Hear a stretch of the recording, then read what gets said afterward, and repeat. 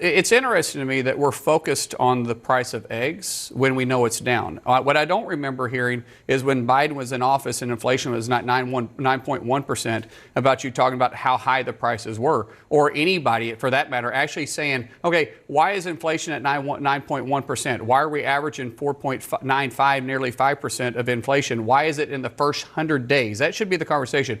Why is it in the first 100 days that the president was able to bring down inflation to 2.4% and have $5 trillion of investment inside the United States? Why wasn't that happening in the last 4 years of the Biden administration? That's Senator Markwayne Mullin shredding CNN's Kaitlan Collins after she tried to rewrite history and downplay Trump's accomplishments in his first 100 days, especially on inflation and grocery prices. Welcome to Nerk News, I'm Nerkish, and it looks like CNN's latest tactic is sticking their heads in the sand and pretending that Trump's record didn't happen. Because CNN host and makeupless joker Kaitlan Collins recently sat down with Senator Mullin and tried to seriously argue that while inflation and food prices may be down significantly, according to their math, it's not something worth bragging about. Here's Mullin politely highlighting the stupidity of Collins' argument. And now that he's 100 days in, and the economy seems to be a major focus for a lot of voters as they're looking at this.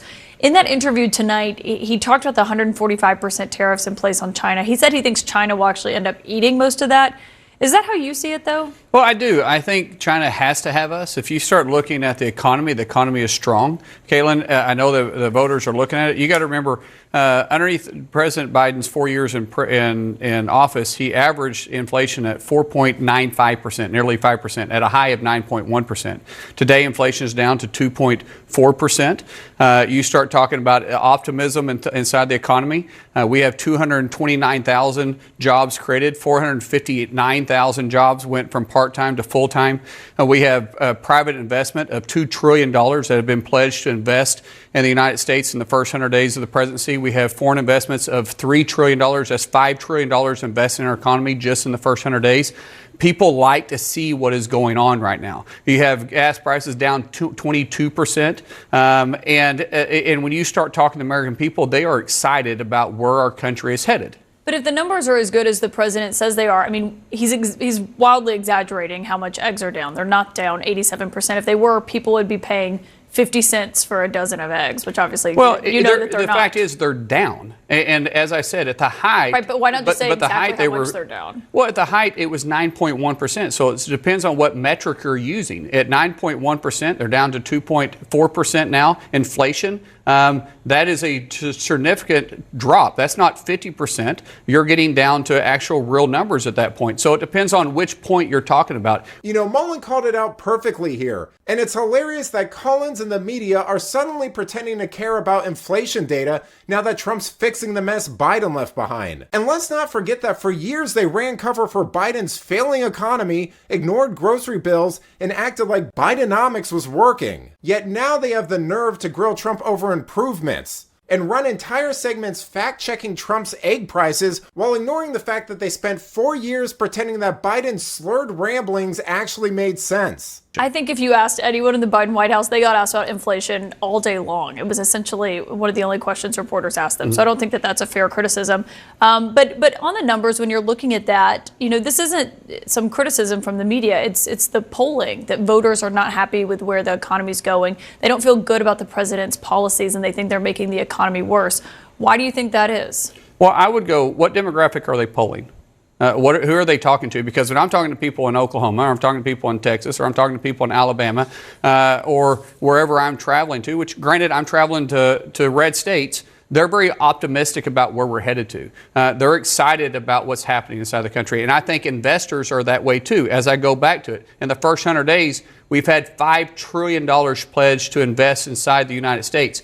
Why weren't they doing that underneath the Biden administration? Yeah, I mean, I looked at the CNN polling. It was, I think, the sample that they surveyed, it was more Republicans than it was Democrats, and then a lot of independents in there as well. I mean, it was a pretty broad swath. Kaitlan, numbers don't lie. Polling, you can skew however you want to.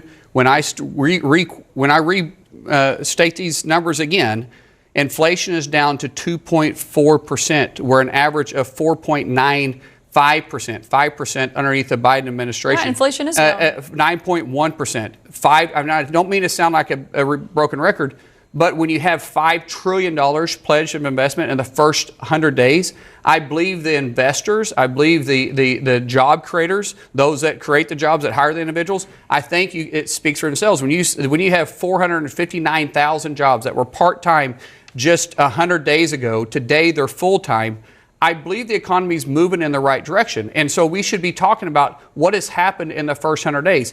Why is it that the President Trump was able to do this and Biden couldn't? You know, it's ridiculous that Collins is trying to tell Mullin that CNN's own polls prove Trump is unpopular with Republicans. Because as we all know, nothing screams reliable GOP data like a poll from a network most conservatives haven't watched since Bush was in office. I mean, let's be real, actual MAGA voters aren't sitting around watching CNN. And if that poll actually included Republicans, it was probably a bunch of bitter establishment types still crying that Nikki Haley didn't run a better campaign. After all, this is the same network that apparently thinks shouting a few rehearsed questions at Biden's back counts as grilling him on inflation. Thankfully, Mullin saw right through it. But let me know what you think. Is President Trump's economy actually unpopular with Republicans, or is that more establishment media gaslighting? Let me know in the comments, and if you enjoyed this video, please give it a like and subscribe to the channel. That stuff really does help us out. Until then, this has been Nerk News. Thanks for watching. Bye.